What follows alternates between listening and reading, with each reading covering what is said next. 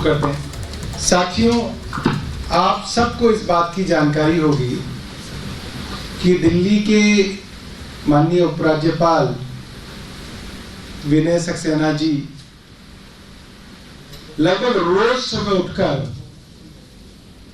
अपनी ही दिल्ली सरकार के खिलाफ कोई खबर मीडिया के अंदर, अखबारों के अंदर दे रहे हैं। और हम लोग इतना हैरान हैं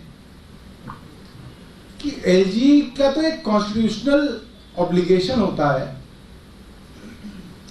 ये किस तरीके के आदमी हैं जो दिल्ली के उपराज्यपाल बने हैं कि रोज कोई पुराना मामला उठाकर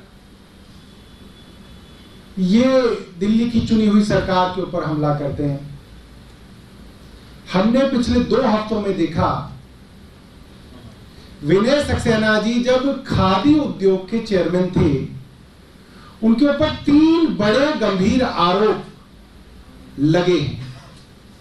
पहला, नोटबंदी के समय उन्होंने अपने पुराने नोटों को नए नोटों में बदलवाया और इसके बारे में और कहीं नहीं, उनके खादी ग्राम उद्योग के हेड कैशियर का लिखित बयान है कि विनय सक्सेना जी के दबाव में विनय सक्सेना के पुराने नोटों को बदला गया। हमने कहा आप जांच कराइए, वो जांच कराने के लिए बिल्कुल तैयार नहीं है। दूसरा आरोप लगा, विनय सक्सेना जी ने अपनी ही बेटी को खादी ग्राम उद्योग के चेयरमैन रहते बॉम्बे में खादी लाउंज बनाने का काम अपनी बेटी को दे दिया। हमने कहा कोई प्रोसीजर तो फॉलो हुआ होगा भाई, एक सरकारी तंत्र है, उसका एक प्रोसीजर के बिना आप किसी को कोई काम नहीं दे सकते, और अपनी बेटी को तो प्रोसीजर फॉलो करके भी नहीं दे सकते। आप जांच करवाइए। एलजी साहब जांच करने के लिए बिल्कुल तैयार नहीं है। वो उन्होंने एक बार नहीं कहा कि मेरी जांच करवा लीजिए, मुझे कोई दिक्कत नहीं। वे जांच से भाग रहे हैं। 2-3 दिन पहले माननीय सांसद संजय सिंह जी ने बहुत गंभीर आरोप लगाया, पटना हाई कोर्ट का एक ऑर्डर दिखाया जिसके अंदर पटना हाई कोर्ट ने खादी ग्राम उद्योग को यह ऑर्डर दिया कि आप जितने भी कारीगर हैं खादी के, उनको बैंक अकाउंट में सीधा पैसा दीजिए। अब बैंक अकाउंट में सीधा पैसा देने की कवायद प्रधानमंत्री मोदी जी की, और वो खुद कहते हैं अगर पैसा कैश में दिया जाता है मतलब उसके अंदर लूट होती है। जन धन योजना बना के मुझे तो लग रहा है हिंदुस्तान में सबके अकाउंट बना दिए थे मोदी जी ने। उसके बावजूद 4,55,000 कारीगरों में से मात्र 1,95,000 कारीगरों को ऑर्डर देने के बाद भी आपने अकाउंट से पेमेंट की। बाकी लाखों कारीगरों को आपने कहा कि आपने कैश से पेमेंट की। कैश के पेमेंट के ऊपर तो बहुत सवाल आते हैं, किसी को दिया या नहीं दिया, कोई कारीगर था या नहीं था, इसमें तो करोड़ों की हेराफेरी का आरोप है। एलजी साहब ने इसमें भी नहीं कहा कि मैं जांच के लिए तैयार हूं। हमारा यह मानना है अपने ऊपर गंभीर भ्रष्टाचार के आरोपों से बचने के लिए एलजी साहब रोज नए नाटक कर रहे हैं। अब ये जो मामला इन्होंने बताया, 1.5 साल पहले तो इसके अंदर सीबीआई पीई कर चुकी है। 1.5 साल पहले सीबीआई ने इसके अंदर पीई दर्ज कर रखी है, अभी तक तो सीबीआई को कुछ नहीं मिला। 3 हफ्ते पहले इन्होंने इसको दोबारा उठा के सीबीआई को भेज दिया।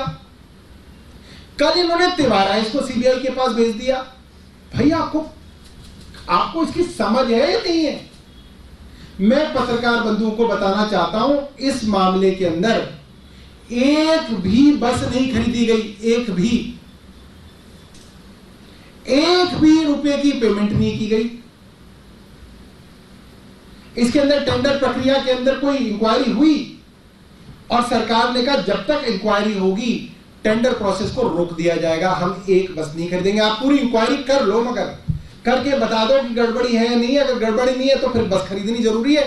भारतीय जनता पार्टी वाले ही रोज शोर मचाते हैं, बस नहीं खरीदी, और जब बस के लिए टेंडर किए गए हैं भारतीय जनता पार्टी ने उसकी शिकायत की है, क्योंकि ये चाहते भी नहीं बस हो।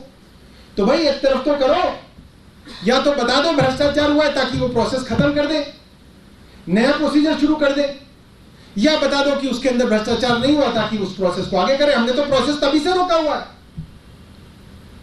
2 साल से ज्यादा हो गया मुझे लगता है वो प्रोसीजर रुका हुआ है। एक बस नहीं खरीदी गई और एलजी साहब सुबह उठते हैं कहते हैं इसके अंदर भ्रष्टाचार हो गया, इसकी सीबीआई की इंक्वायरी कर दो। ये बहुत मुझे लगता है दुर्भाग्यपूर्ण है। और एलजी अब कोई प्राइवेट आदमी नहीं है, वो एक सरकारी पद पे पब्लिक ऑफिस पे बैठे हुए आदमी है। एक ईमानदार आदमी कहता है उस पे आरोप लगा, जांच कर लो भाई। आज मैं भी आपके सामने ये नहीं कहने आया कि सीबीआई जांच ना करे, मैं आपको ये बता रहा हूं कि सीबीआई 1.5 साल पहले पी दर्ज कर चुकी है इसके अंदर। सीबीआई 1.5 साल से इंक्वायरी कर रही है इसके अंदर, और कर लो, कुछ नया निकला है तो और कर लो भाई। हम नहीं भाग रहे इंक्वायरी से। विनय सक्सेना जी भाग रहे हैं, वो तो डरा रहे हैं, धमका रहे हैं, कह रहे हैं कि मैं तुम्हें जेल में डाल दूंगा, मैं तुम्हें डिफेमेशन केस कर दूंगा, मैं ये कर दूंगा, मैं ये कर दूंगा, मगर इंक्वायरी नहीं करने दूंगा। क्यों नहीं करने दोगे भाई इंक्वायरी? इंक्वायरी तो होनी चाहिए। सबूतों के साथ एक सांसद ने आपके ऊपर आरोप लगाया है, सबूतों के साथ 5 विधायकों ने आपके ऊपर आरोप लगाया, और आपके ऊपर आरोप दिल्ली विधानसभा में लगाया गया है। आप इंक्वायरी के लिए क्यों नहीं तैयार हैं? सिर्फ अपनी भ्रष्टाचारों के आरोप से ध्यान भटकाने के लिए एलजी साहब रोज नया नाटक करते हैं। मुझे नहीं पता फाइल पढ़ते भी या नहीं पढ़ते, वरना ऐसा हो नहीं सकता कि एक मामला जिसमें 1.5 साल पहले ही पी दर्ज है, 2 हफ्ते पहले दोबारा इन्होंने सीबीआई को दे दिया, अब वही मामला तिवारा दे दिया। ऐसे तो कल फिर से दे देंगे इसी को, और फिर कहेंगे इसको चलाओ टीवी पे कि भाई एक और चीज हो गई। ये बहुत गलत है। मुझे एक वाकया याद आता है, और जो पुराने पत्रकार बंधु हैं दिल्ली सरकार को और अन्य सरकारों को कवर करते आए हैं, वो इस मामले को समझ सकते हैं। एक डिपार्टमेंट में नए अफसर आए टॉप पे, और हवा चलाई गई। अफसर साहब बहुत स्ट्रिक्ट हैं, बड़े सख्त हैं। छोटी छोटी बातों पे अफसर ने लोगों को सस्पेंड करना शुरू कर दिया। किसी डिपार्टमेंट में कोई गड़बड़ी हुई तो ऊपर से नीचे तक सबको सस्पेंड, यहां सस्पेंशन, वहां सस्पेंशन, यहां सस्पेंशन। और अफसर के ऊपर आरोप भ्रष्टाचार के काफी थे, तो नीचे वाले अफसर बड़े परेशान कि भाई बड़े बाबू जो आए हैं वो चाहते क्या है, यहां इसको सस्पेंड, वहां उसको सस्पेंड, हर एक के ऊपर दबाव, हर एक के ऊपर खौफ, और कोई ईमानदार आदमी भी नहीं है, काफी भ्रष्टाचार के आरोप लेके घूम रहे हैं। तो चाहते क्या है? तो पता चला बड़े बाबू चाहते थे कि ठेकेदार डायरेक्ट संपर्क करें, सीधा ठेकेदार संपर्क करें और परसेंटेज देना शुरू करें। सीधा सीधा जो है पैसा पहुंचाया जाना लगे, और हर अफसर के पास ये मैसेज पहुंच गया सस्पेंड कर करके कि भाई अगर रहना है, नौकरी करनी है, तो ठेकेदारों को कहो सीधा ऊपर जो है मिले और सीधी बातचीत करें। ऐसे काम नहीं चलेगा। कोई प्रश्न हो आपका तो आप पूछ सकते हैं। इस मामले में उनका ये आरोप है कि जो बसों की खरीद कंपनी को ठेका नहीं दिया गया था, जो टेंडर प्रक्रिया में शामिल नहीं थी, BS4 BS6 की बात है, इसको BS6 का ठेका नहीं दिया गया, पूरा ठेका उसी को, टेंडर में जो शामिल नहीं थी कंपनी, पूरा ठेका उसी को गलत तरीके से दे दिया गया। इसमें एक बात ये देखिए, मजेदार बात है, ठेका दिया ही नहीं गया, वही तो मैं बता रहा हूं। यहां कोई ठेका दिया ही नहीं गया। यहां 2 कंपनी आई, BS4 और BS6 की। एक ने सिर्फ 600 कंपनी बसों के लिए अप्लाई किया, एक ने 1000 के लिए अप्लाई किया। उसके अंदर कोई प्रक्रिया चल रही थी, इन्होंने जांच चला दी। हमने प्रक्रिया तभी से तभी रोक के रख दी। हमने कहा कि हम नहीं कर रहे टेंडर, हम नहीं खरीद रहे, बस आप बता देना प्रक्रिया ठीक है तो खरीदेंगे, वरना नहीं खरीदेंगे। तो भ्रष्टाचार कहां हुआ? और 1.5 साल से तो सीबीआई कर रही है इंक्वायरी इस चीज की।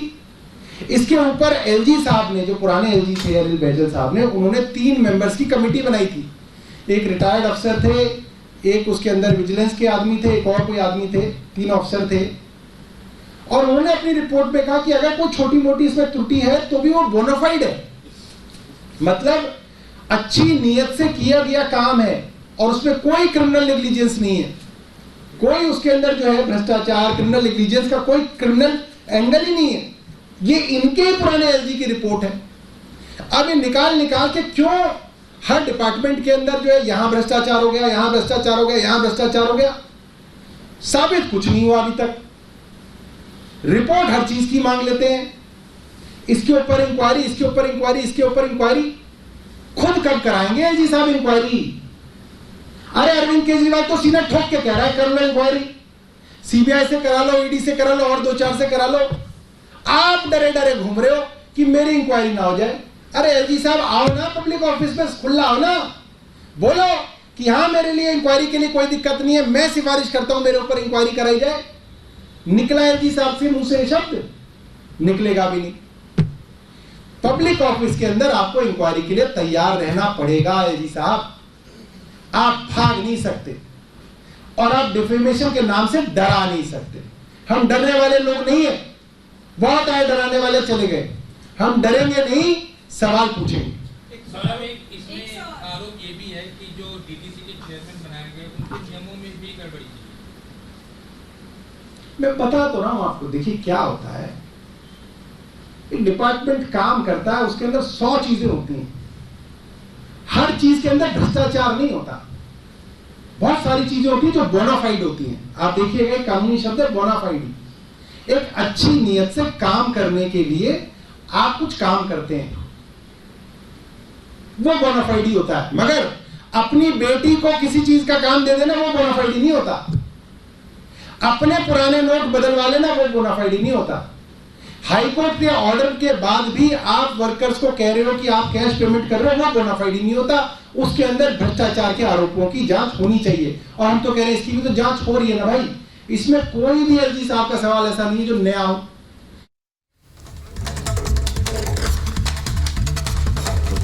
तो देखिए बड़ा आरोप लगा आम आदमी पार्टी पर और सीबीआई जांच की सिफारिश भी होगी और अब जांच भी होगी ऐसा कहा जा रहा है। लेकिन आरोप आम आदमी पार्टी ने भी लगा और कहा कि जब बड़ी बस की खरीदारी नहीं हुई तो जांच किस बात की होगी। इस सीबीआई जांच पर हरीश खुराना ने क्या कुछ कहा जरा आपको सुनाते हैं।